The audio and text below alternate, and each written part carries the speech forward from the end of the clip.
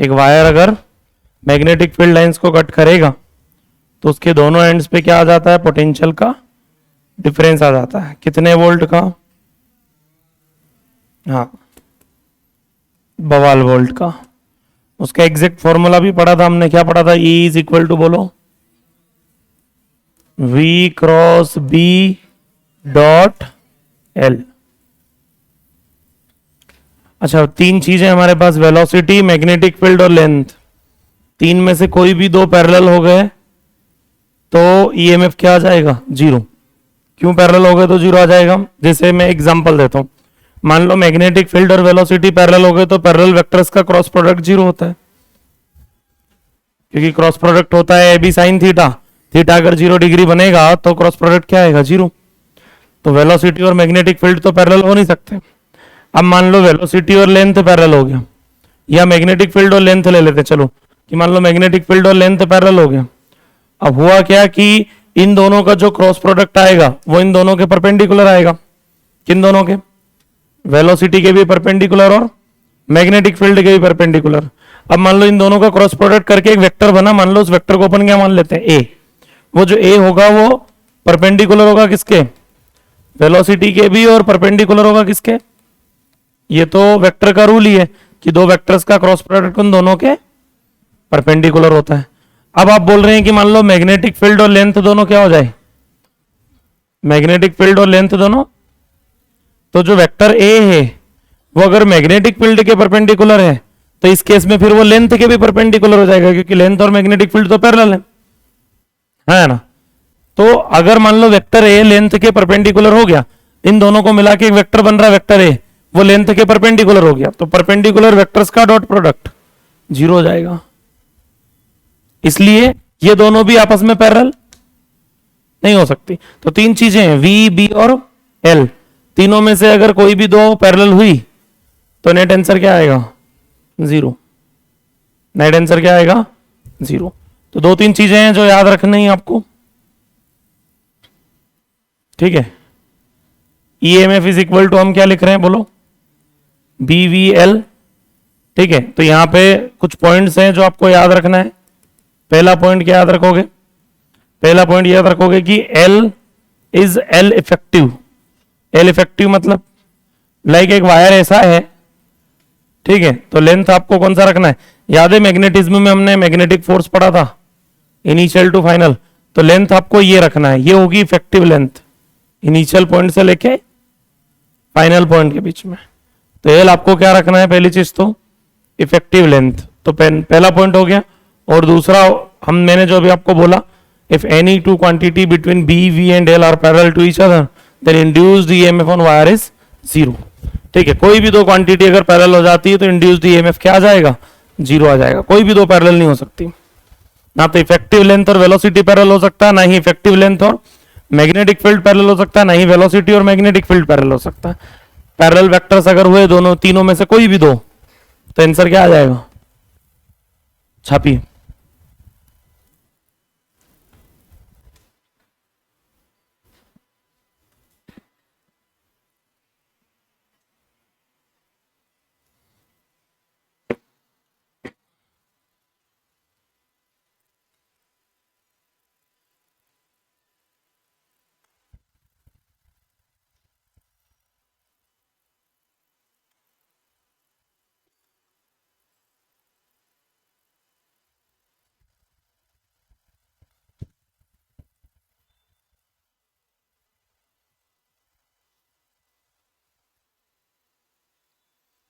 If any two quantity between B, V and L is parallel, then induced EMF is equal to zero. Second point में लिखना है वो, if any two quantity between B, V and L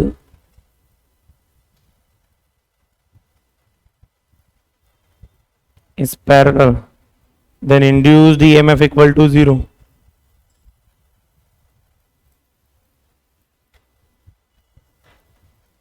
induced EMF क्या आ जाएगा, zero आ जाएगा।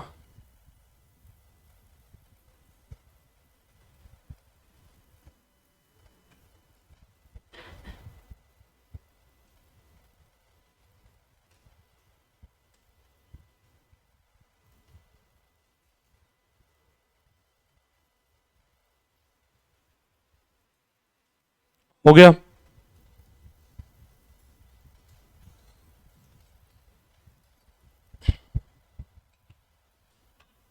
इस पे questions करते हैं थोड़े से। सेकंड स्टेटमेंट में, सेकंड पॉइंट में लिखा हुआ है, if any two quantity between B V and L, if any two quantities between B, V and L is parallel, then induced EMF equal to 0.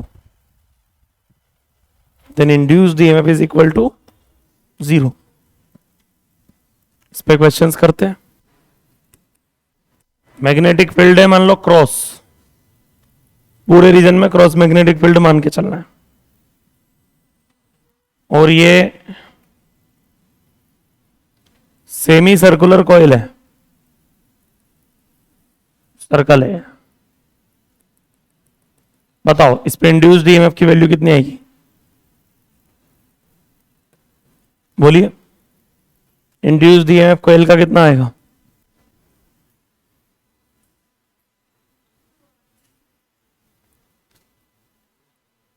B we, effective length का काम कौन करेगा? 2r, तो B we 2r आएगा? नहीं, जब तक मैं वेलोसिटी नहीं दे देता अपने इंड्यूस्ड ईएमएफ बता कैसे दिया? जब तक मैं वेलोसिटी नहीं दे देता तब तक आपने इंड्यूस्ड ईएमएफ कैसे बता दिया? ये रही वेलोसिटी। अब बोलो, अब बी वी 2r या 0? क्यों 0? क्योंकि जो इफेक्टिव लेंथ आएगी ये कितनी? 2r, ये मैग्नेटिक वो वेलोसिटी के क्या हो गई? पैरेलल हो गई। इफेक्टिव लेंथ मैग्नेट वो सॉरी वेलोसिटी के पैरेलल हो गई, तो इंड्यूस्ड ईएमएफ क्या आ जाएगा? कोई भी दो क्वांटिटी अगर पैरेलल हो जाएगी तो इंड्यूस्ड ईएमएफ 0 आ जाएगा।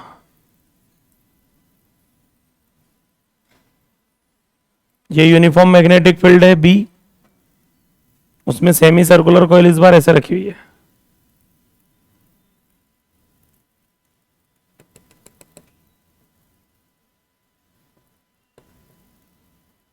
ठीक है, और इसको इधर ले जा रहे हैं किस वेलोसिटी से? v से।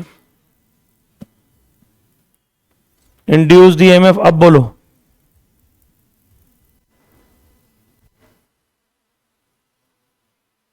अभी भी 0। इस बार तो लेंथ परपेंडिकुलर है किसके? मैग्नेटिक फील्ड के। इस बार वेलोसिटी पैरेलल है, इस बार वेलोसिटी मैग्नेटिक फील्ड के क्या है? पैरेलल। तो इंड्यूस्ड ईएमएफ वापस से क्या आएगा? ठीक है, इसका रीजन क्या है इसका 0 होने का? कि जो इफेक्टिव लेंथ है वो पैरेलल हो गया किसके? वेलोसिटी के। और इसके 0 होने का रीजन क्या बोलोगे? कि वेलोसिटी जो है वो पैरेलल हो गई किसके? कोई भी दो क्वांटिटी पैरेलल होगी तो आंसर क्या आएगा? 0। बनाते चलिए जल्दी फटाफट।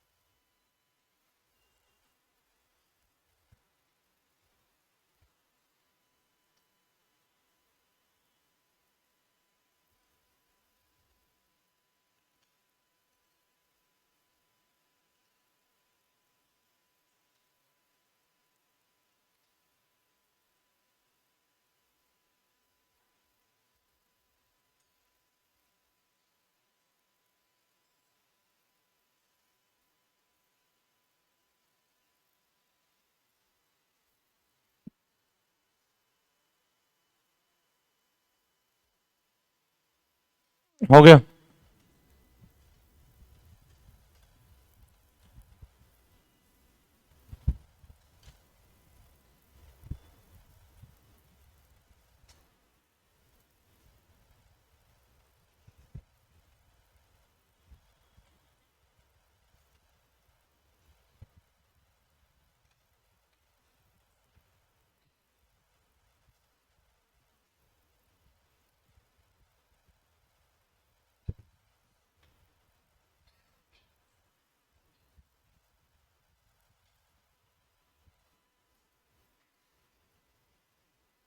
क्लियर?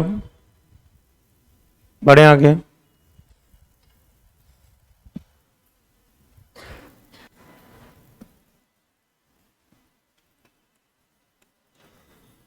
क्रॉस मैग्नेटिक फील्ड है,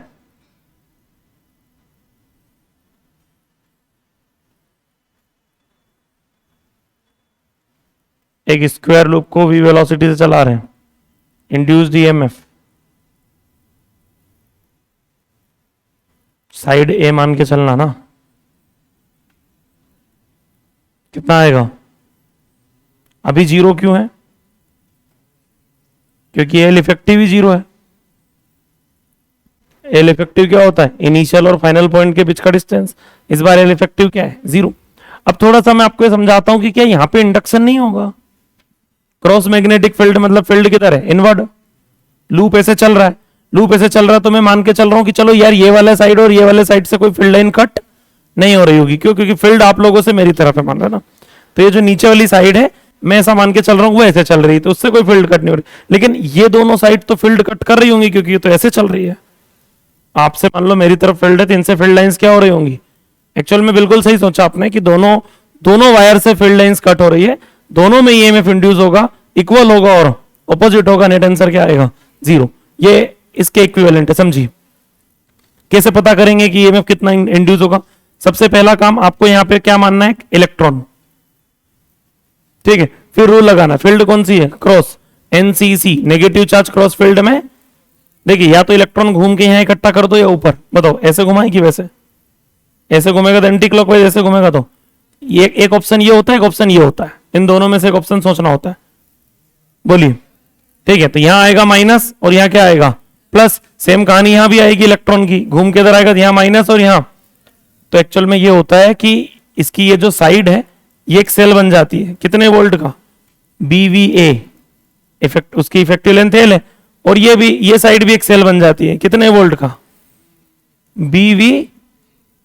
ऐसा नहीं है कि इस लूप में इंडक्शन नहीं हो रहा है, इस लूप में इंडक्शन हो रहा है। दो सेल बन जा रहे हैं, दोनों साइड जो परपेंडिकुलर वाली साइड है वो दोनों सेल बन जाएंगे। कितने कितने वोल्ट के? BVL BVL. लेंथ का काम कौन कर रहा है? ए। हाँ है ना? लेकिन दोनों सेल देखिए आप, ऑपोजिट सीरीज में है और ऑपोजिट है, इसलिए नेट आंसर क्या आता है? जीरो। नेट आंसर क्या आता है? अब मान लो इसमें से एक ब्रांच, ये वाली जो ब्रांच है, ये हटा दें तो, ये हटा दें तो फिर एक ही बच जाएगा, बीवी है। तो आंसर आने लग जाएगा, बीवी है। ऊपर वाली ब्रांच हटा दें तो बोले उससे क्या फर्क पड़ता है? तब भी आंसर क्या आएगा? जीरो ही आना है। समझ में आ रहा है? तो इसका जीरो दो तरीके से सोच सकते हैं। या तो ऐसे सोच लो कि दो साइड इक्वल वोल्ट के सेल बन रही है ऑपोजिट में, तो जीरो आ रहा है। या डायरेक्ट सोच लो इफेक्टिव लेंथ जीरो, इसलिए आंसर जीरो। टोटल आंसर कभी कभी क्या पूछ लेते हैं, इनके नाम दे देते हैं ए बी सी डी। तो साइड ए बी में इंड्यूस्ड ई में पूछ लेते हैं, तो वो टिक करना पड़ेगा बीवी, उसको जीरो में टिक करके आ जाना। जीरो होने का मतलब ये नहीं है कि इसकी चारों साइड में कोई इंडक्शन नहीं हो रहा है। इसकी दो ऐसी साइड है जिनमें इंडक्शन हो रहा है, इक्वल एंड ऑपोजिट हो रहा है, इसलिए आंसर जीरो आ रहा है। तो किसी पर्टिकुलर साइड का पूछे तो वो टिक करके आना पड़ेगा।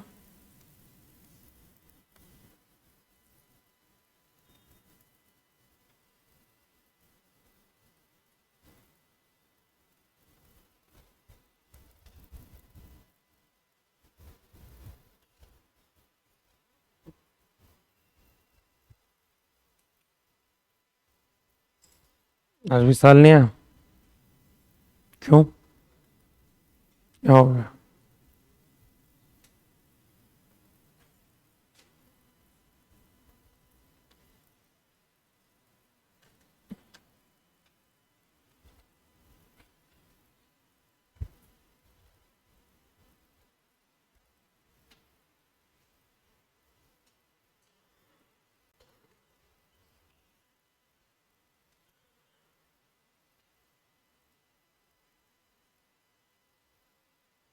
नेक्स्ट हेडिंग लिखिए, स्लाइड वायर जनरेटर।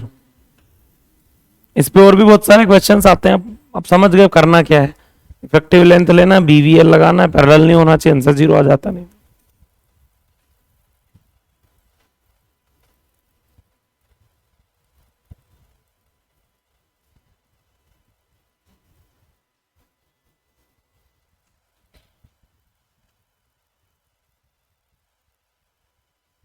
आज मैग्नेटिज्म का टेस्ट है।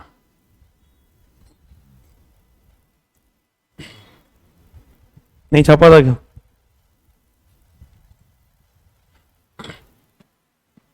चलो एक दो केस और समझते हैं इसका।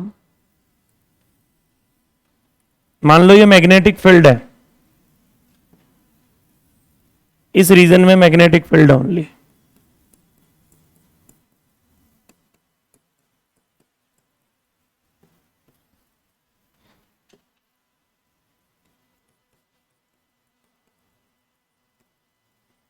क्रॉस मैग्नेटिक फील्ड है भैया इतनी जगह में,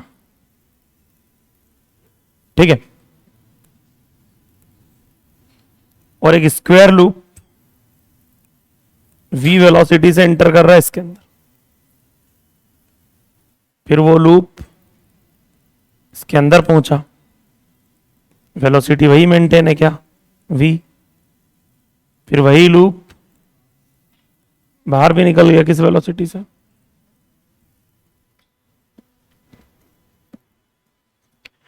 अब आपसे ये पूछा जाएगा कि इंड्यूस्ड ईएमएफ और इंड्यूस्ड करंट जो है वो किधर होगी, क्या होगी, कैसे होगी। देखिए जैसे मान लो मुझे यहां पूछ लीजिए, पहली बात तो कैसे सॉल्व करना होता है। हम ये जो लूप फील्ड के बाहर है ये हमारे लिए किसी काम का नहीं, इफेक्टिव लेंथ का काम ये करेगा। हालांकि ये इफेक्टिव लेंथ हमेशा साइड के बराबर ही रहेगी जैसे जैसे लूप अंदर एंटर करते जाएगा। तो ये वाली जो ब्रांच है ये दिख रही है आपको, ये वाली साइड, ये एक सेल बनेगी कितने वोल्ट का, बीवीए, ठीक है। कितने वोल्ट का सेल बनेगी, तो ऐसा मान के चलते हैं कि ये इक्विवेलेंट है किसके,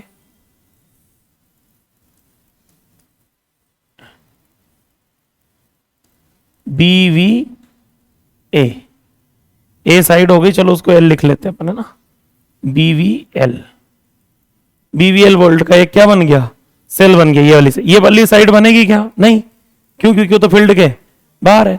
तो अब एक ही साइड है जिसमें इंडक्शन हो रहा है। अच्छा इन दोनों में क्यों नहीं हो रहा, ऊपर और नीचे वाली में, क्योंकि ये वेलोसिटी के पैरेलल है, दिन में तो हो नहीं सकता। तो अब बताओ इसके हिसाब, अच्छा मैंने ये कैसे डिसाइड कर लिया कि पॉजिटिव टर्मिनल ऊपर होगा, वही यहाँ पे क्या मान लो, एक electron NCC negative charge cross field में डॉट फील्ड होती तो इलेक्ट्रॉन ऊपर चले जाता, ऊपर माइनस नीचे प्लस, तो पोलैरिटी में अपोजिट बनाता। करंट कैसा फ्लो होगा, अरे इस पॉजिटिव टर्मिनल से करंट निकलेगा तो ऐसा निकलेगा ना, हाँ है ना। तो इंड्यूस्ड करंट का डायरेक्शन कैसा हो गया। अब देखिए एंटी क्लॉकवाइज हमने कैसे सोचा, हमने पहले सेल सोचा कि सेल का पॉजिटिव टर्मिनल किधर आएगा, नेगेटिव टर्मिनल किधर आएगा। ये जो साइड है जिसमें ईएमएफ इंड्यूस हो रहा है उसका हाई पोटेंशियल पॉइंट कौन सा, लो पोटेंशियल पॉइंट कौन सा, बैटरी बनाई, फिर बैटरी से सोच ले कैसा, एंटी क्लॉकवाइज। डायरेक्ट भी सोच सकते थे कि लूप जब फील्ड के अंदर इंटर करेगा तो लूप के अंदर क्रॉस बढ़ेगा और क्रॉस के बढ़ने को अपोज करना है तो डॉट लाना है, और डॉट लाने के लिए एंटी क्लॉकवाइज। डायरेक्ट भी सोच सकते हो, दोनों ऑप्शन होता है, ठीक है। यहां इंडक्शन हो रहा है क्या, यहां पे मतलब नेट नहीं हो रहा है लेकिन हो रहा है, मतलब इंडक्शन नहीं हो रहा है ये नहीं बोलेंगे, नेट इंडक्शन क्या है, ये भी है बीवीएल और ये भी है इक्विवेलेंट, तो नेट आंसर क्या आएगा। यहां इंडक्शन हो रहा है क्या, यहां बोले ये सेल है कितने वोल्ट का, बीवीएल का, और इधर ये जो बाहर है तो कुछ नहीं है। अब ये बीवीएल है अगर, तो करंट कैसा आ रहा है इसमें, क्लॉकवाइज। डायरेक्ट भी सोच सकते हैं कि लूप बाहर जा रहा है तो, हाँ जी, नहीं लूप बाहर जा रहा तो पास नहीं बुलाएगा, लूप बाहर जा रहा है तो उसके अंदर क्रॉस कम हो रहा है, क्रॉस के कम होने का वापस कैसे करेंगे, और क्रॉस लाके, और क्रॉस लाने के लिए इंड्यूस्ड करंट कैसा होना चाहिए। तो डायरेक्शन पूछ रहे थे कभी कभी कि जब इंटर कर रहा है तब इंड्यूस करंट का डायरेक्शन क्या है, जब एग्जिट कर रहा है तब क्या। तो जब इंटर करे तब यहाँ पे क्या आ रहा है, एंटी क्लॉकवाइज, और इधर रट मत लेना कि पहले एंटी क्लॉकवाइज फिर क्लॉकवाइज, फील्ड डॉट हुई तो आंसर पहले क्लॉकवाइज आएगा, फिर वो तो वही सोचना है क्या बढ़ रहा है क्या घट रहा है क्या लाना है। अब इसमें होता क्या, ग्राफ पूछ लेते हैं। ग्राफ मतलब ग्राफ, टाइम और इंड्यूस्ड ईएमएफ के साथ क्या पूछ लेते हैं। तो बताओ पहले जब ये इसके अंदर इंटर कर रहा था तब इंड्यूस्ड ईएमएफ कितना होगा, बीवीएल, बोलिए हाँ या ना। जितनी देर ये फील्ड में रहा उतनी देर जीरो, फिर फील्ड से बाहर निकल गया तो वापिस वही बीवीएल, अमाउंट सेम है लेकिन होता क्या है कि वो क्लॉकवाइज एंटी क्लॉकवाइज हो रही है तो उसको मैंने प्लस में बना दिया इसको, ऑप्शन में ऐसा भी हो सकता है कि ये वाला ग्राफ माइनस में रहे, ये वाला ग्राफ, दोनों पॉसिबिलिटी रहती है। आया नहीं आया समझ में? तो ये ग्राफ हो गया किसमें, इंड्यूस्ड ईएमएफ, और पहले जब लूप फील्ड के अंदर इंटर कर रहा होगा तब उसमें इंडक्शन आएगा, लेकिन जब वो पूरी तरीके से फील्ड के अंदर पहुंच जाएगा तो इंड्यूस ईएमएफ जीरो हो जाएगा, तो ग्राफ जीरो हो गया देखो। फिर जैसे वो एग्जिट करना स्टार्ट होगा तो वापस से इंड्यूस्ड ईएमएफ आएगा, डायरेक्शन ऑपोजिट आएगी, तो पहले वाला अगर प्लस में बनाया तो दूसरा माइनस में बनाना है। छापिए।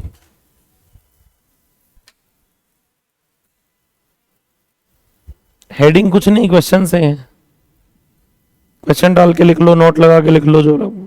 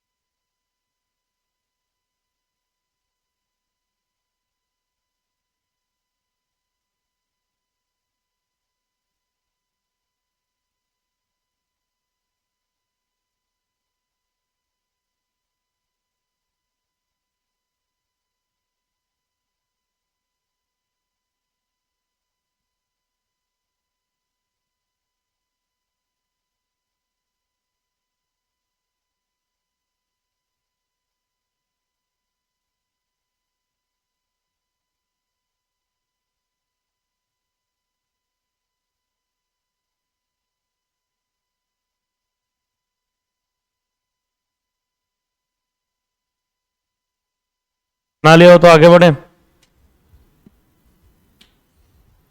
कितना धीमा बनाओगे, भी बहुत सारे डायग्राम बनाने हैं।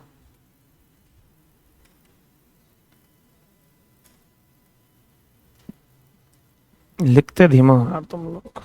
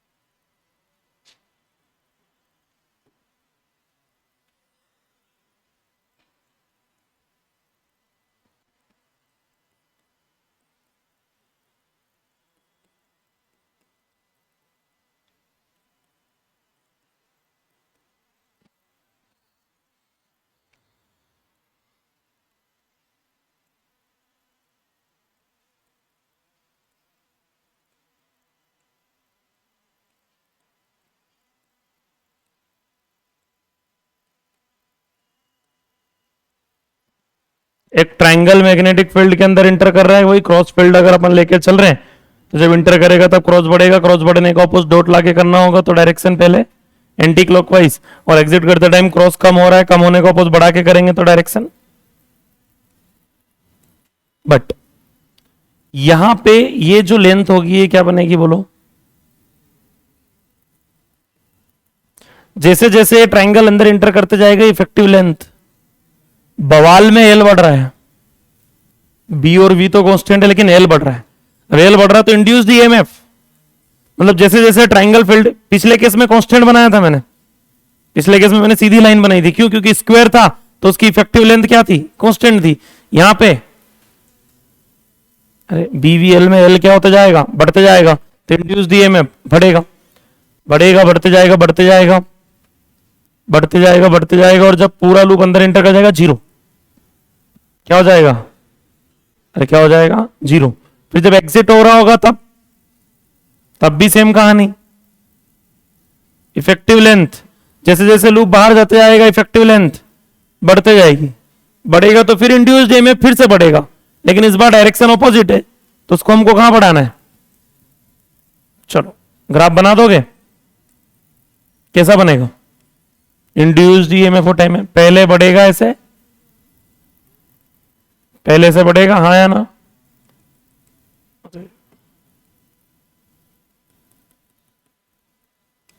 इससे बनाते,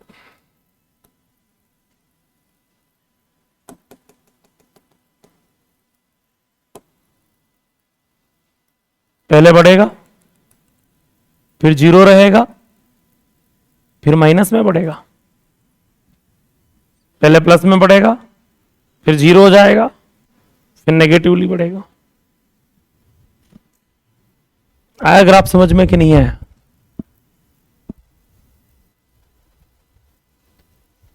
ये ग्राफ ऐसा भी हो सकता है भाई, आपने पॉजिटिव कैसे मान लिया एंटी क्लॉकवाइज को? एंटी क्लॉकवाइज को नेगेटिव भी तो मान सकते हैं, मान सकते हैं। तो पहले माइनस में बढ़ा लो, फिर जीरो कर दो,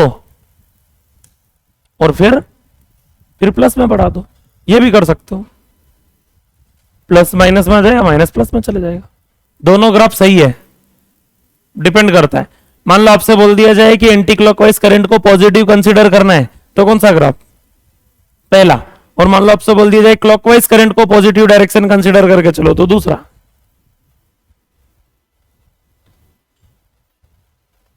और वो भी कब? जो फील्ड क्रॉस है, फील्ड डॉट हुई तो ऑपोजिट हो जाएगा। फिर वो तो वहीं पे सोचना पड़ेगा कि अब कौन सा ग्राफ बनाना है।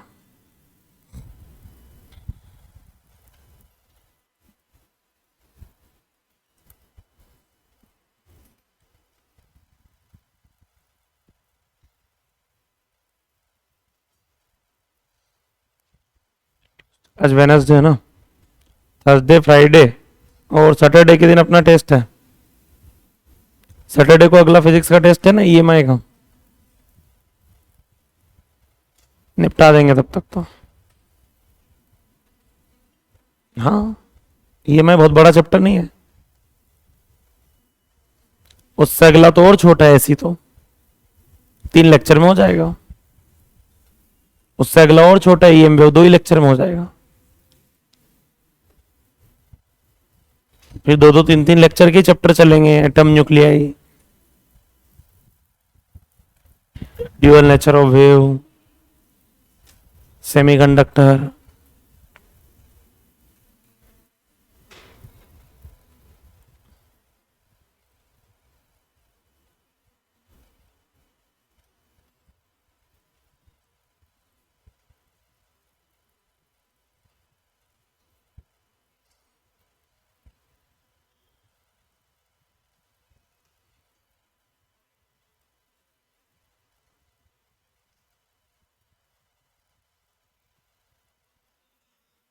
हो गया?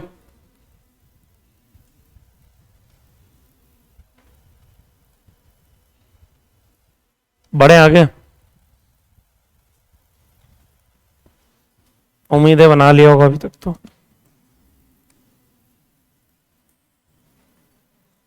इसका ग्राफ अब आप लोगों को बनाना है।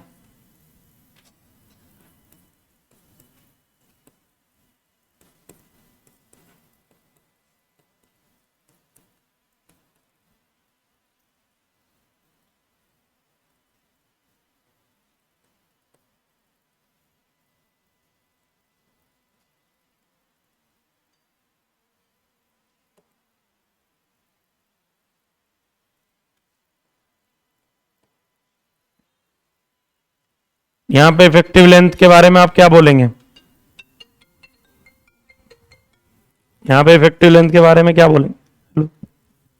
हम्म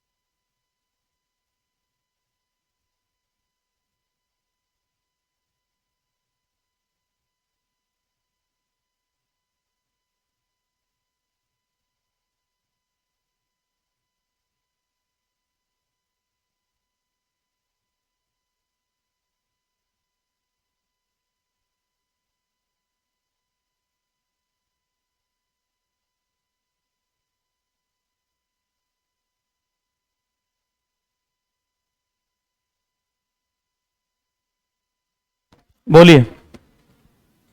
इफेक्टिव लेंथ पहले बढ़ेगा जब ये लूप इंटर कर रहा होगा, तब इसकी इफेक्टिव लेंथ बोलो ये बढ़ेगी, फिर डिक्रीज भी होगी।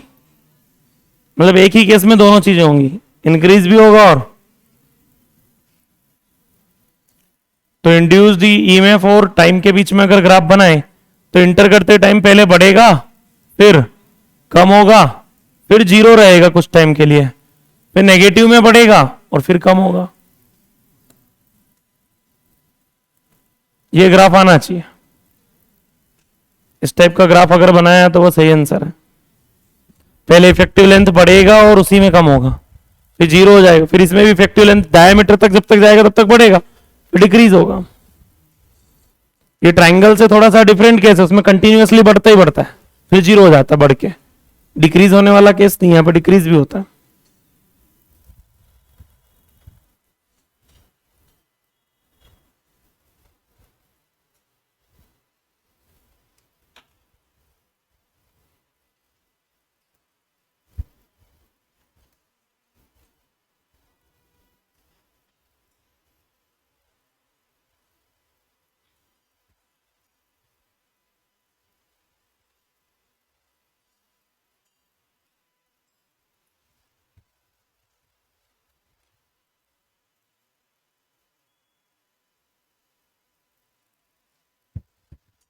हो गया, बना लिया था ना। अगली हेडिंग लिखिए slide wire generator. Slide wire generator.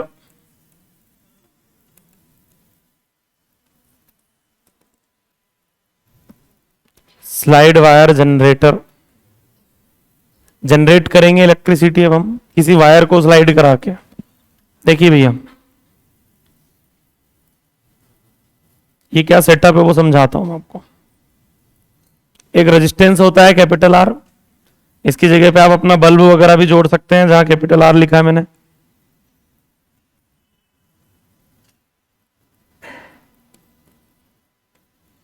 और इसमें ना दो ऐसे पैरेलल वायर जुड़े होते हैं।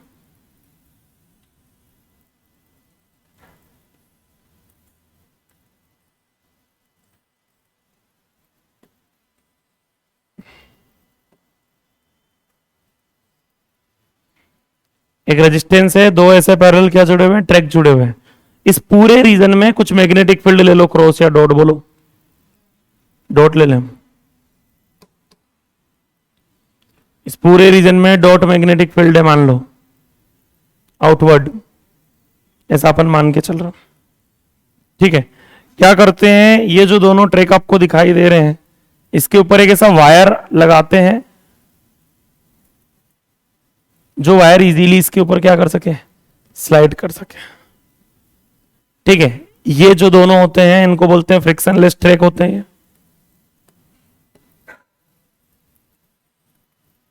ठीक है, ये दोनों जो ट्रैक होते हैं इसको क्या बोलते हैं भैया, फ्रिक्शनलेस मान के चलना है। अगर ये फ्रिक्शनलेस नहीं हुए तो फिर तो समस्या है। इस पे ये वायर स्लाइड कर सकता है। अब ये वायर अगर स्लाइड करेगा, एक वायर मैग्नेटिक फील्ड के अंदर अगर चलेगा तो वो सेल बन जाता है। सेल बन जाता कितने वोल्ट का, 12 वोल्ट का। 12 वोल्ट का सेल अगर ये बनेगा तो इधर करंट फ्लो होगी, किसमें, रेजिस्टेंस में। सेल लगा दिया रेजिस्टेंस के अक्रॉस तो करंट फ्लो होगी, लेकिन उसके लिए वायर को चलना होगा, उसके लिए वायर को चलना होगा। तो चलो चला देते हैं। धक्का दे दिया वायर को, कितनी वेलोसिटी से, v, ऐसे। जैसे v वेलोसिटी से धक्का दिया, इन दोनों ट्रैक के बीच में ये लेंथ आपको दी हुई होती है ना, दोनों वायर जो है पैरेलल वायर, उनके बीच का डिस्टेंस आपको दिया होता है।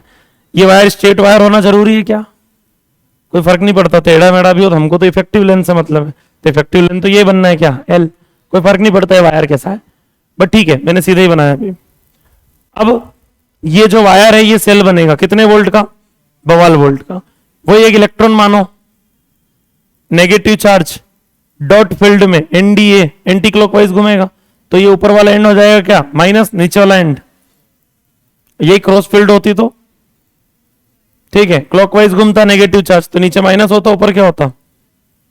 तो मतलब ये हुआ कि ये एक एक्सटर्नल रेजिस्टेंस है कितना, कैपिटल आर, और यहां एक सेल बन चुका है, ये नेगेटिव टर्मिनल और ये पॉजिटिव टर्मिनल। कितने कितने वोल्ट का सेल बन चुका है, BV। तो इस सेल की वजह से क्या फ्लो होना स्टार्ट हो जाएगी, करंट फ्लो होना स्टार्ट हो जाएगी, हाँ या ना। इस सेल की वजह से यहां पे करंट फ्लो होगा, कितने एम्पियर का, बोलो, I एम्पियर का। मतलब यहां से ऐसे करंट फ्लो होना स्टार्ट हो जाएगा।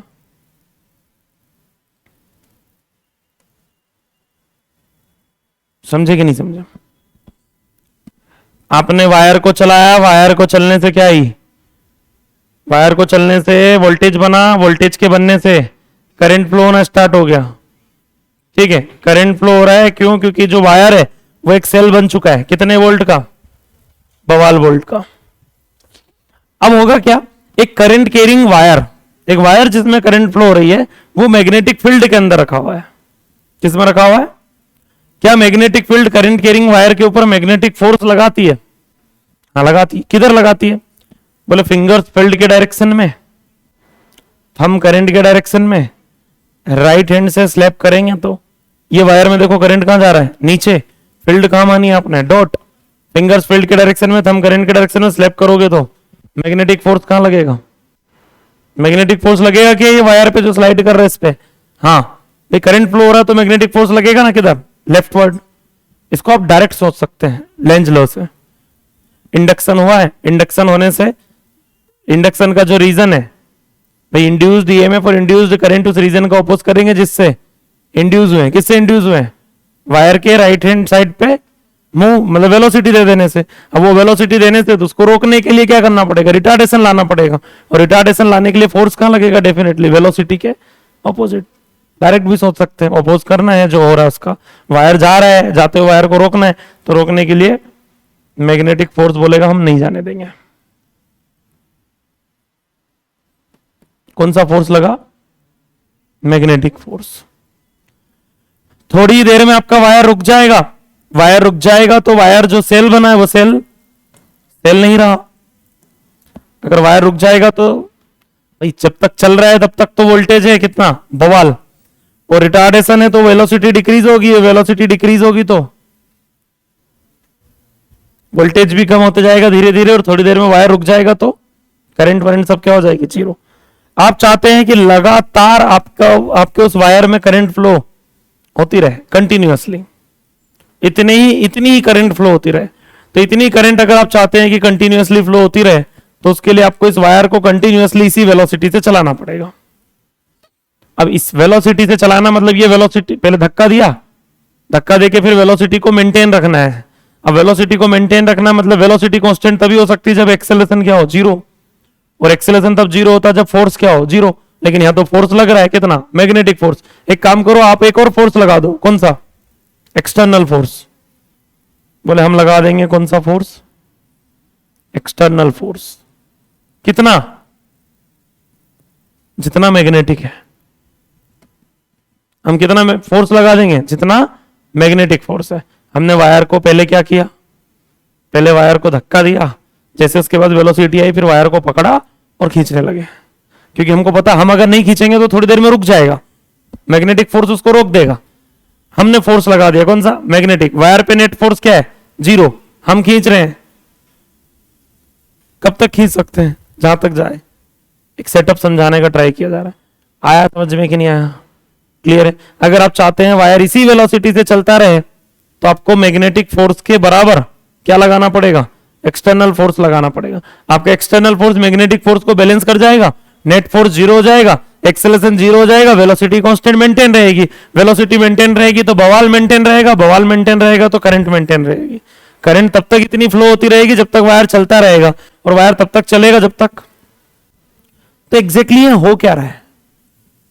एग्जैक्टली क्या हो रहा है यहां पर? यह हो रहा है कि जो भी व्यक्ति इस वायर को खींचेगा वो थकेगा। क्यों थकेगा? क्योंकि उसकी एनर्जी वेस्ट होगी। भाई वो फोर्स लगा के डिस्प्लेसमेंट ला रहा है, मतलब वो क्या कर रहा है? वर्क कर रहा है। कोई भी व्यक्ति जो इस वायर को खींच रहा है वो फोर्स इंटू डिस्प्लेसमेंट या फोर्स इंटू वेलोसिटी, इसकी पावर कंज्यूम हो रही है। कौन सी पावर?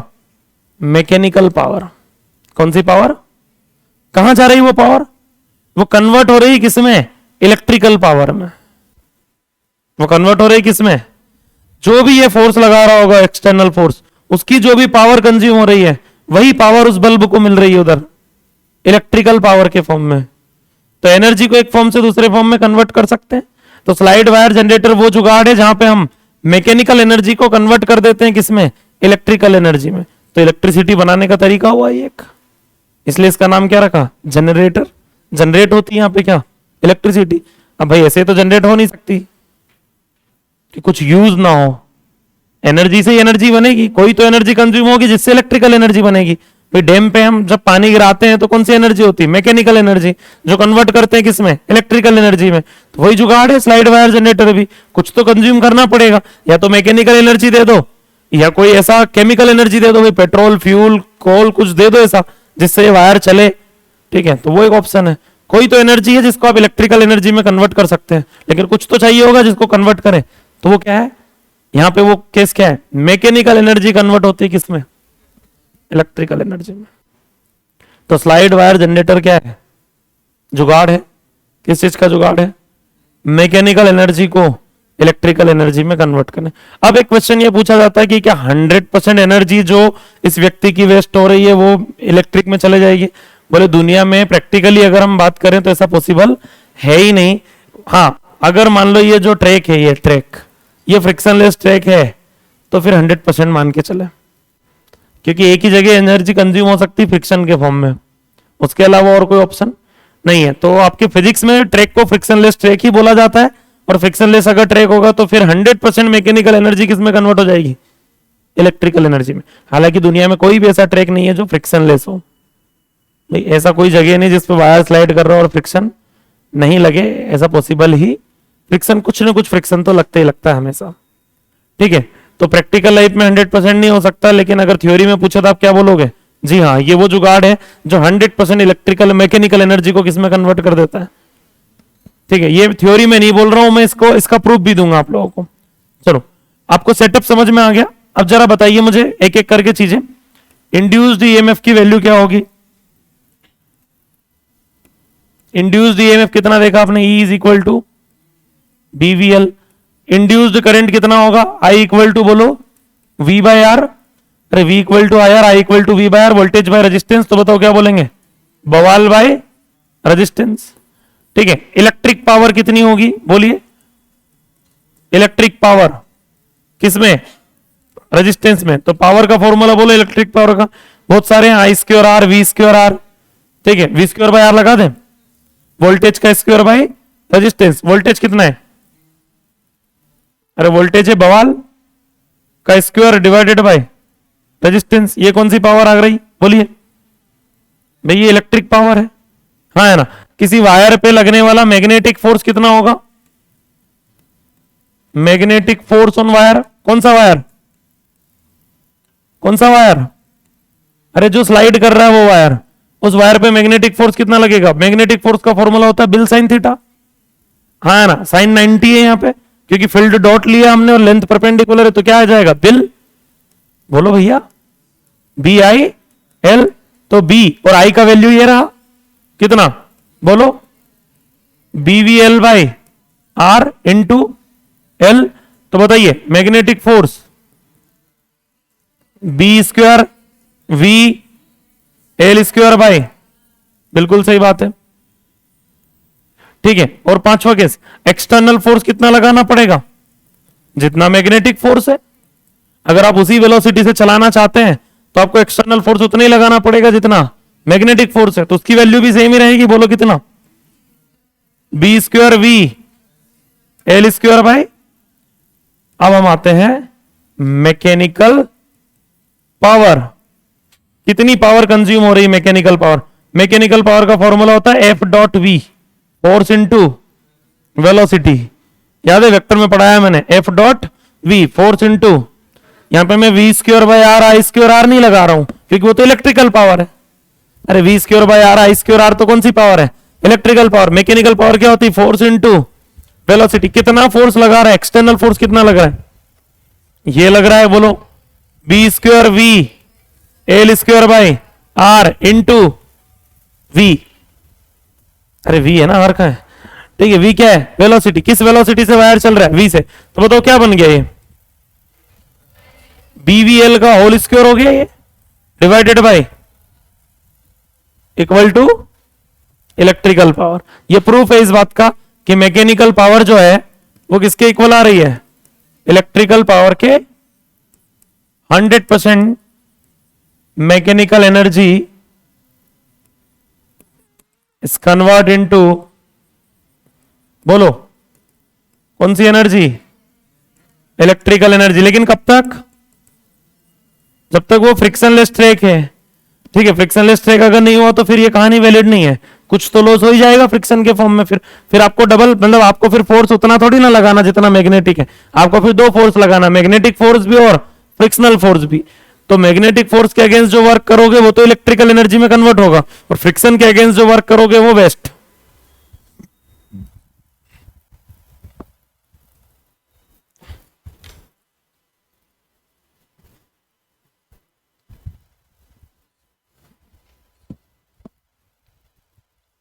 बिजली बना दी अपन ने।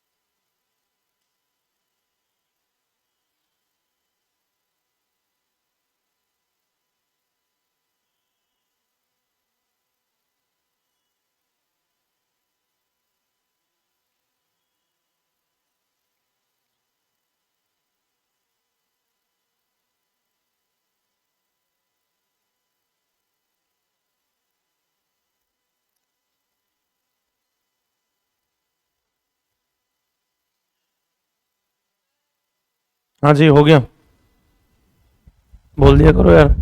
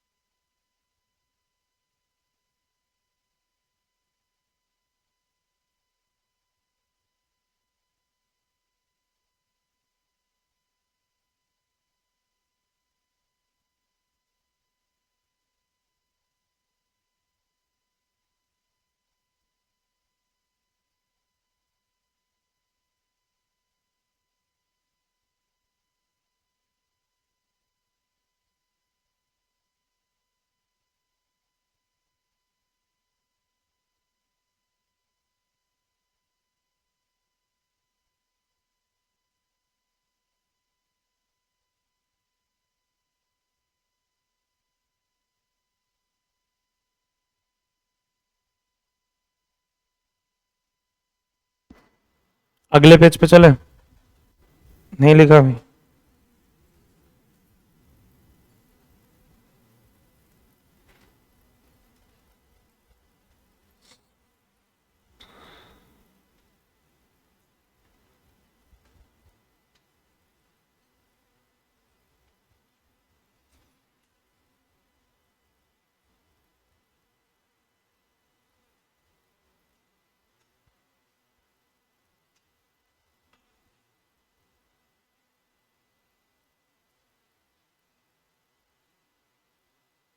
अभी तो लिख लिया होगा।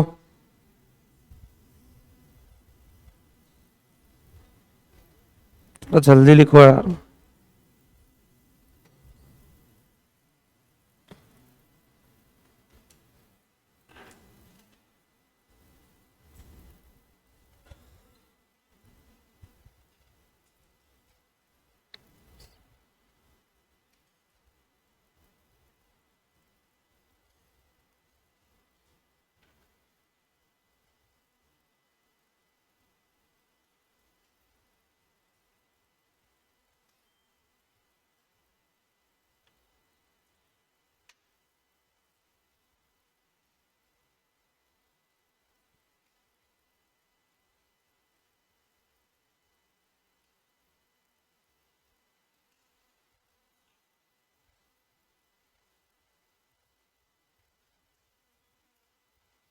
हो गया। खत्म होता है स्लाइड वायर जनरेटर यहाँ पे। अगली हेडिंग लिखिए rotating wire generator.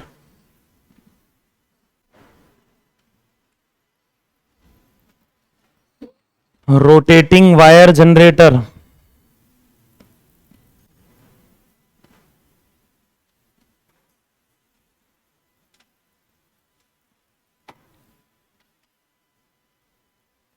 100% mechanical energy is convert into electrical energy. वो दोनों एक दूसरे से पूछ रही पर मुझसे नहीं पूछ रही क्या लिखा है। लिखा मैंने है तो मैं ही बता पाऊंगा। कुछ सालों बाद तुम भी लिखोगे और तुम ही बता पाओगे क्या लिखा है कि नहीं? किसी को समझ में नहीं आने वाला, और कभी कभी तो 10-20 दिन बाद तुमको भी समझ में नहीं आएगा क्या लिखा था मैंने। Next heading, rotating wire generator.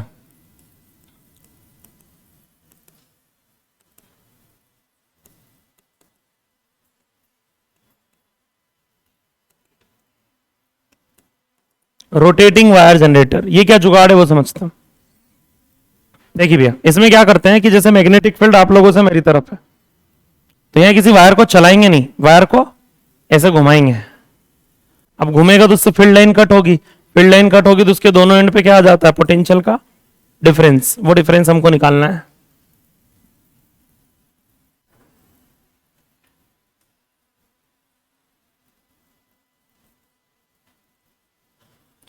Magnetic field cross ले लेते हैं, ठीक है। ये एक वायर है जिसकी लेंथ कितनी है? एल लेंथ का वायर है, इसको घुमाना है। तो एंगुलर वेलोसिटी दी हुई होती है ओमेगा। ओमेगा एंगुलर वेलोसिटी से इसको रोटेट कर रहे हैं इस प्लेन में, क्रॉस मैग्नेटिक फील्ड में। मैग्नेटिक फील्ड इनवर्ड है और ये ऐसे रोटेट हो रहा है, तो इससे फील्ड लाइंस कट होंगी, फील्ड लाइन कट होगी तो इसके दोनों एंड पे क्या आएगा? पोटेंशियल का डिफरेंस आएगा। अब एक समस्या है कि पोटेंशियल के डिफरेंस के लिए हम जो फॉर्मूला लगाते हैं वो फॉर्मूला है बीवीएल, बवाल। अगर वो फॉर्मूला मैं यहां पे लगाता हूं, कौन सा? बीवीएल, तो लेंथ तो वायर का लेंथ रख देंगे, मैग्नेटिक फील्ड की जगह पे भी रख देंगे। समस्या वेलोसिटी का है। यहां पे वेलोसिटी थोड़ी ना दिया गया है, यहां पे तो एंगुलर वेलोसिटी दिया गया है। तो मुझे मैं v कैसे निकाल लूं? तो बोले एक फॉर्मूला होता है v is equal to R omega. तो r क्या रखेंगे? v equal to R omega में r क्या रखूं मैं? भाई ऐसा सोचिए, एक मिनट के लिए आप इमेजिन कीजिएगा कि मान लो ये एक रॉड है ना, ये ऐसे रोटेट होके, ठीक है, पूरा सर्कल घूम के ऐसे ये वापस से यहां पहुंची, ठीक है। इसने पूरा एक सर्कल ऐसे घूम के ये यहां पे आई। आप मान लो यहां पे एक डॉट बना देते, यहां रेड कलर से एक डॉट बना दो यहां, और यहां बना दो येलो कलर से। तो बताओ रेड कलर और येलो कलर में से कौन बड़े सर्कल पे घूमा? येलो बड़े सर्कल पे घूमा, और रेड जो पास में था वो कौन जल्दी घूमा? दोनों साथ में घूमे। तो येलो बड़े सर्कल पे घूमने के बाद भी सेम टाइम पे कैसे आ गया? जबकि वो तो ज्यादा चल गया है, वो फास्ट चल रहा है। येलो एक डॉट यहां बनाई, येलो एक डॉट यहां बनाई, रेड। कौन सी डॉट ज्यादा फास्ट मूव करेगी? येलो। जो रोटेशन एक्सिस बोलते हैं इसको, जहां पे मैंने इसको फिक्स कर रखा है, इसको क्या बोलते हैं? रोटेशन एक्सिस से डिस्टेंस जितनी ज्यादा होगी उसकी लीनियर स्पीड उतनी। भाई जो पॉइंट यहां होगा वो छोटा सर्कल घूमेगा, और जो पॉइंट यहां होगा वो, और दोनों घूमेंगे साथ में, क्योंकि दोनों रोड के ही तो पार्ट हैं। तो जब पूरा रोड ही घूम के, वायर ही घूम के आ जाएगा, तो दोनों को घूम के आना है। तो कौन ज्यादा फास्ट चल रहा होगा? जो जितना ज्यादा दूर होगा। इसका मतलब ये हुआ कि इस रोड पे सभी पॉइंट का वेलोसिटी डिफरेंट है। क्यों डिफरेंट है? क्योंकि v equal to R omega, सभी पॉइंट का ओमेगा सेम है, लेकिन r जो होता है वो होता है distance from rotation axis. Distance from क्या? सभी पॉइंट यहां से बराबर बराबर डिस्टेंस पे नहीं, ये सबसे पास में, फिर और दूर और दूर और दूर। जैसे जैसे हम आगे बढ़ते जाएंगे तो रोटेशन एक्सिस से पॉइंट्स की डिस्टेंस बढ़ती जाएगी, तो वेलोसिटी भी। मैं कौन सा वेलोसिटी रखूं? कितने वेलोसिटी यहां पे? इनफाइनाइट। जितनी डिस्टेंस होगी रोटेशन एक्सिस से उसके हिसाब से क्या आएगी? Velocity. v is equal to R omega. तो इस टाइप के केसेस में, वेरिएबल के केसेस में हम क्या करते हैं? इंटीग्रेशन। एक ही ऑप्शन रहता है। क्या करेंगे? बोले सबसे पहले तो रोटेशन एक्सिस से x डिस्टेंस पे, कितनी डिस्टेंस पे? dx लेंथ का एक सेगमेंट मानेंगे, एक सेगमेंट मानेंगे जिसकी लेंथ कितनी है? बोलो d, इधर गलत बना दिया,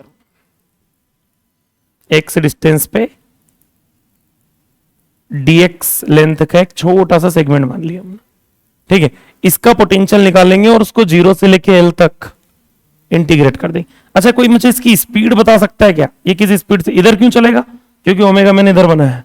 बताओ इसकी speed v equal to R omega होता है, इसका आर कितना है एक्स, तो भाई ये रोटेशन एक्सिस से कितनी डिस्टेंस पे, तो इसकी जो स्पीड होगी v equal to X omega,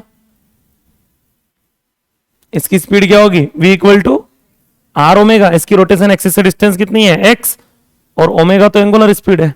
चलो इसका जो ईएमएफ है उस ईएमएफ को मैं मान लेता हूं डी ई, बहुत छोटा सा ईएमएफ, कितना होगा फॉर्मूला बवाल, बी तो मैग्नेटिक फील्ड है, velocity x omega, length L, क्यों डीएक्स, यार किसका लिख रहे हो अभी आप पोटेंशियल, इस छोटे से सेगमेंट का लिख रहे हो ना जिसकी लेंथ एल है या डीएक्स है, डीएक्स है, उसका लिख रहे हैं अभी तुम, तो लेंथ डीएक्स, कहां से कहां तक इंटीग्रेट कर दो,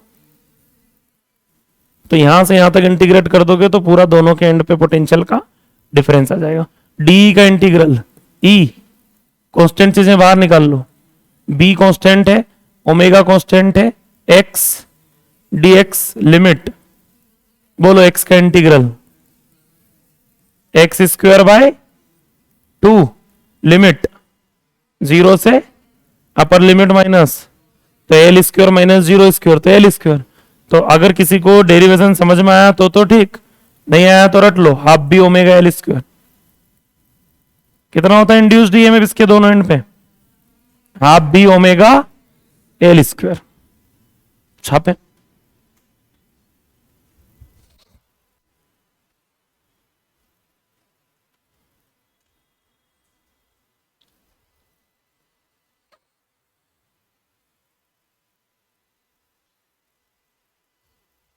कल स्टैटिक ईएमआई पे शिफ्ट हो जाएंगे हम,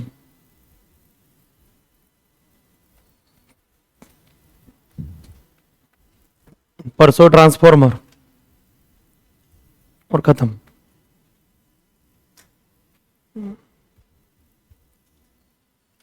मतलब सैटरडे तक तो किसी भी कंडीशन में खत्म हो जाएगा चैप्टर, फिर नेक्स्ट वीक से आपका शेड्यूल थोड़ा सा चेंज होगा, 8 से 9:15 तक क्लास लगेगी बायो की,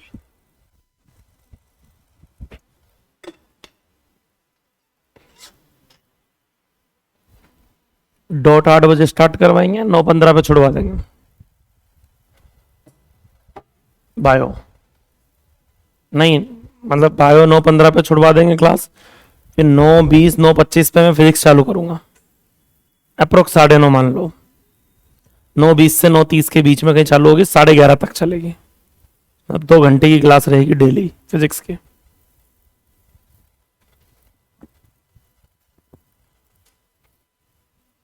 क्योंकि हम 3 चैप्टर पीछे हैं, 2 चैप्टर पीछे हैं हम रिपीटर्स से,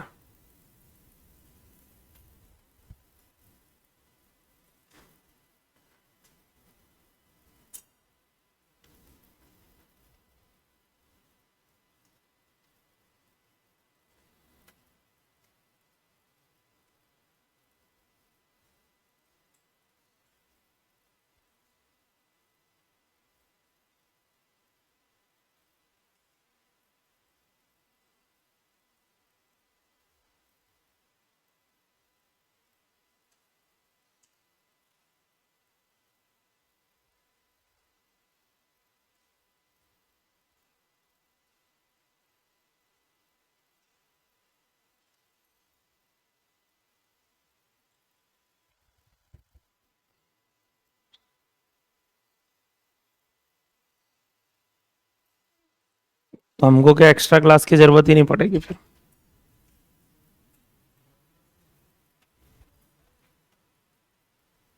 नेक्स्ट क्या नेक्स्ट वीक से, नेक्स्ट वीक या उसके नेक्स्ट वीक से, अभी तुम्हारा मेंडेलियन डन हुआ कि नहीं हुआ, आज हो गया, 4:15 से क्लास है, कब तक,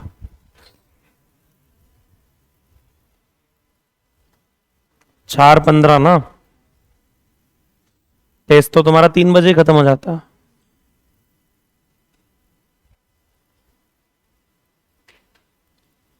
अच्छा रिपीटर की क्लास रहेगी मेरी, हो गए, देखिए अब इसमें से मान लो मुझे ये पता करना हो कौन सा एंड पॉजिटिव कौन सा नेगेटिव, तो आपको फिर वही करना पड़ेगा, यहाँ इलेक्ट्रॉन मानना पड़ेगा। ये ओमेगा डिसाइड करेगा, ऐसे घूम रहा है ना, तो ये वाला हिस्सा कहाँ आएगा, नीचे आएगा।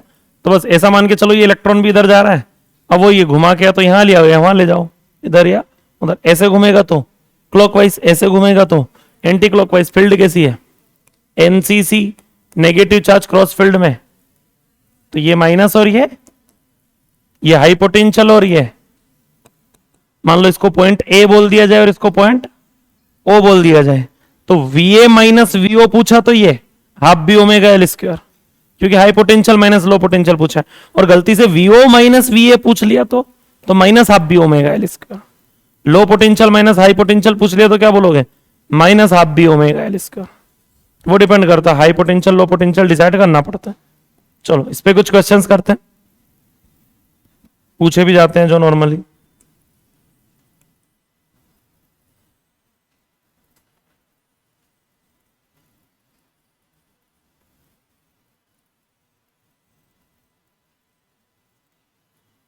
ये एक वायर है जिसका लेंथ कितना है, एल। इसको यहां से फिक्स किया है, मैग्नेटिक फील्ड क्रॉस ले लेते हैं, ओमेगा एंगुलर वेलोसिटी से रोटेट हो रहा है, ठीक है। ये पॉइंट ओ है, ये पॉइंट ए है और ये पॉइंट बी है। ये डिस्टेंस जो है वो L/4 है। ये डिस्टेंस कितनी है, L/4। If potential of point A, O and B are VA, VO and VB, then पहला question, order of VA, VO and VB, कौन ज्यादा होगा कौन कम होगा। दूसरा question, VA minus VO equal to क्या। तीसरा question, VB minus VO equal to क्या। चौथा question, VA minus VB equal to क्या। ट्राई कीजिए।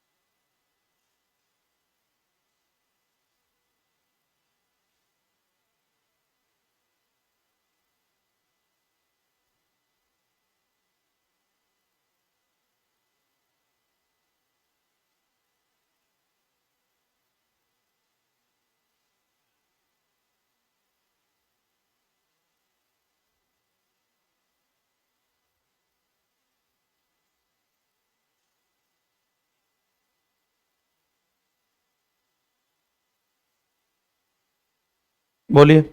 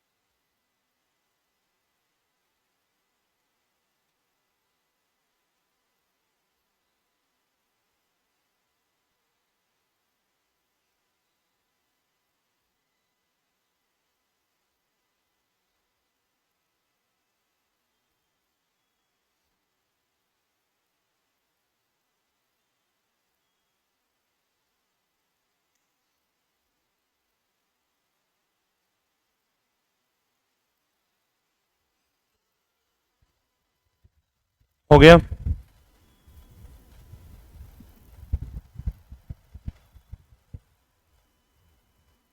देखिए एक क्वेश्चन में बता देता हूं अगर नहीं भी आ रहा हो तो। सबसे पहला काम क्या करना होता है भाई, ये ऐसे रोटेट हो रहा है तो ये वाला सेगमेंट कहां जाएगा, ऊपर। ये वाला सेगमेंट कहां आएगा, तो यहां एक इलेक्ट्रॉन अगर मैं मानता हूं जो ऊपर जाएगा, तो NCC negative charge cross field में क्लॉकवाइज ऐसे ही होता है, तो यहां इकट्ठा हो जाएगा, तो ये माइनस और ये प्लस।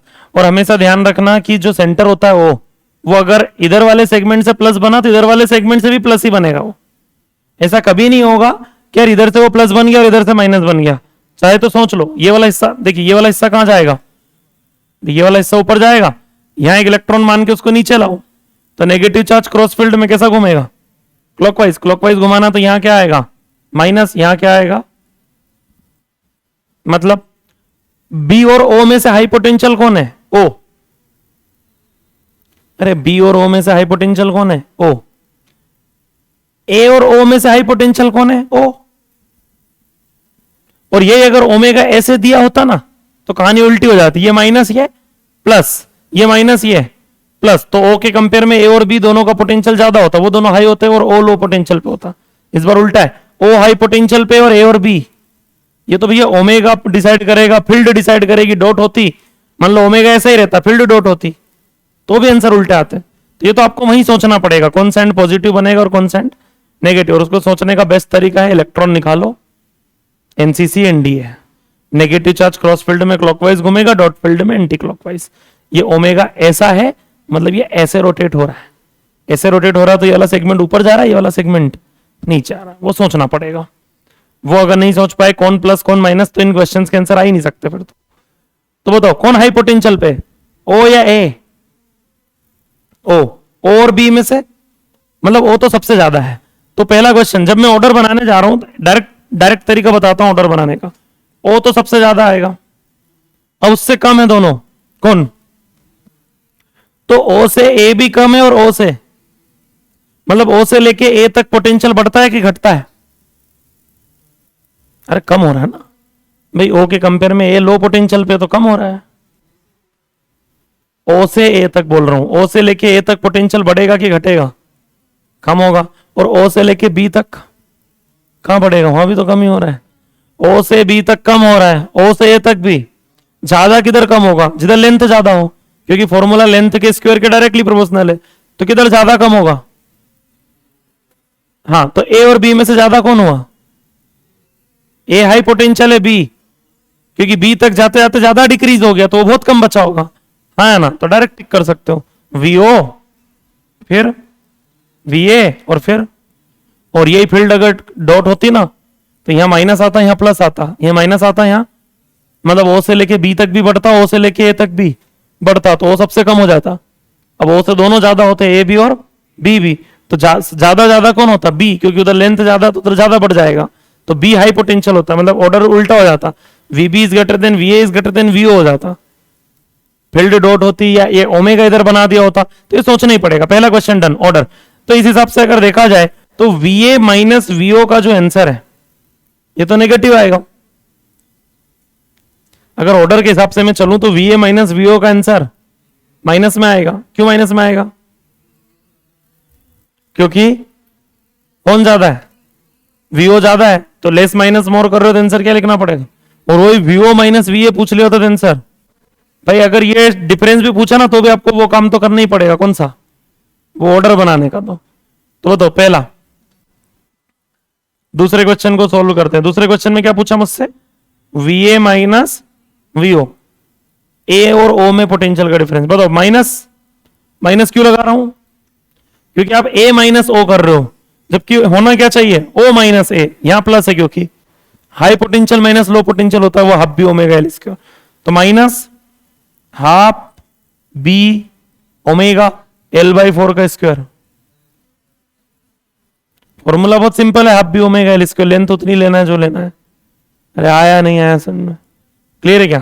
थर्ड, थर्ड क्या है, वीबी माइनस वीओ, क्या आएगा, वीबी माइनस वीओ, प्लस आएगा या माइनस आएगा, वो भी माइनस आएगा, बताओ कितना, माइनस हाफ बी ओमेगा, ये एल बाई फोर है तो ये लेंथ कितनी बचेगी, 3l/4 का होल स्क्वायर, बोलो 9l² बाई, क्लियर है क्या। लेकिन मैं आपको बता दूं, जब भी एग्जाम में क्वेश्चन आएगा वो ये पूछते हैं VA माइनस VB। अच्छा, VA माइनस VB पॉजिटिव आएगा कि नेगेटिव आएगा, VA minus VB, VA high potential है, VB लो पोटेंशियल है, आंसर प्लस में आएगा। प्रूफ करके बताता हूं, चलो बोलो VA माइनस VO क्या आया था आपका, VA minus VO minus half B omega L² by, और वहीं पे आपका VB माइनस VO क्या आया था, minus half B omega 9l² by. हमको क्या निकालना है, अगला हमको क्या निकालना है, VA माइनस VB। तो VA माइनस VB, ये दोनों इक्वेशन का डिफरेंस ले लेते हैं, इन दोनों का डिफरेंस लेंगे तो यहां क्या आएगा, माइनस, ये माइनस क्या बन जाएगा प्लस, ये माइनस भी क्या बन जाएगा, या नहीं लिखना है तो ठीक है, दोनों का डिफरेंस ले लो। तो VA माइनस VB बचा इधर, VA minus minus VO minus minus plus VO cancel हो गया, अरे डिफरेंस लेने में क्या हो गया, कैंसिल हो गया। ये वैल्यू है कौन सी, minus half B omega L², और नीचे minus half B omega L² by 16 और 9l² बाई 16, इसमें से इसको माइनस करना है। अरे कुछ समझ में आ रहा है क्या, इस वैल्यू में से इसको घटाना है, तो इस वैल्यू में से मैंने सबसे अच्छे लेवल का क्वेश्चन दिया आपको, ठीक है, इसमें से इसको घटाना है तो बताओ क्या करना पड़ेगा, ये प्लस बन जाएगा, बनेगा कि नहीं बनेगा, हाँ है ना। कॉमन क्या क्या दिख रहा है, हाफ B ओमेगा L² 16, ये सब में दोनों में कॉमन है। यहां क्या बचा, -1, 1 का मैंने माइनस कॉमन थोड़ी ना लिया है, क्या बचा वहां पे, -1, समझ में आया, सब तो कॉमन आ गया, -1 बचा, यहाँ माइनस नहीं, यहाँ प्लस बचा ना, घटा रहे हैं अपन, घटा रहे हैं तो माइनस प्लस बन चुका है, क्लियर है क्या। था half B omega L² by 16, आज सुबह सुबह पता नहीं क्या हो गया तुम लोगों को, क्या बचा +9, +9 -1, हाँ half B omega L² by 16 into 8, 8 two जा, तो VA माइनस VB का आंसर क्या आ गया, 1/4 B ओमेगा, प्लस में आया ना देखो, और VB माइनस VA पूछ लिया होता तो -1/4 B ओमेगा L², अगर पूछ लिया होता तो, लेकिन हमसे ये पूछा तो ये अपना आंसर है।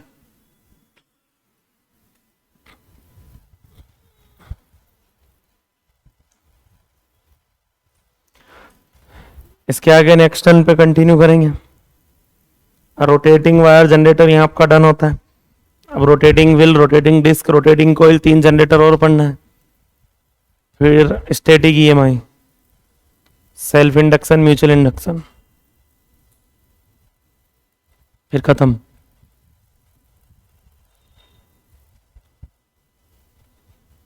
हाँ एक हेडिंग और बच गई, ट्रांसफॉर्मर।